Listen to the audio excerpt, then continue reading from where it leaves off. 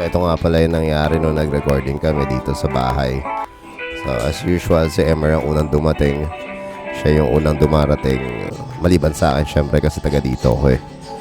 So yan, random jamming session muna. And sinundan ng Riquelman Brothers. Bale si Leon nga pala yung mag-i-engineer nitong session na to. Yan, habang nag-set up si Leon sa laptop niya, random jamming muna. Habang hinihintay sila, milk tea muna dito sa Mary's Cup. Lapit lang sa amin.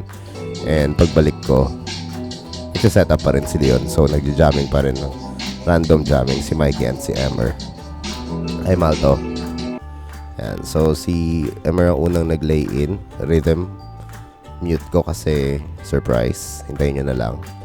So after niya, ako naman. First na yan. Yan. Akala mo totoo eh, no? Yan. So ayun, mute ulit. Para surprise. Hintayin nyo na lang. Malapit na lang ilabas yun. Sana. Hopefully. Ayan. So ganyan lang. Lang ako sa guitar. Ayan. Tagal naman. Next na. Ayan. So after nung set ng lay-in ko, dinner muna kami. Dito lang din sa may kanto. Sakto rin dumating si Aaron from Abu Dhabi. From Boracay. Ayan. So pagbalik namin, turn na ni Mikey. Part na niya yung i-record namin. Medyo figure out pa nila. Kaya habang nagaganyan sila, bumalik ulit kami kay Mary's Cup. Mary's Cup, baka naman. Yan, nag-milk tea ulit kami ni Aaron. As yun, pagbalik namin, turn na ni Aaron. One take lang to. Aaron pa. Lagi naman yan eh. Mr. Efficiency yan eh. So, one take lang tapos na. Yan. So, nagsaset up na si Leon para mag-start ng recording ng vocals. Ewan ko kung anong ginagawa ni Aaron dito. Anong pinaglalaban niya. Kasi yan. Ayan. So, ayan. Nag-record na si Emer ng vocals. Ayan. Again, mute muna. Imagine niyo na lang kumakanta siya.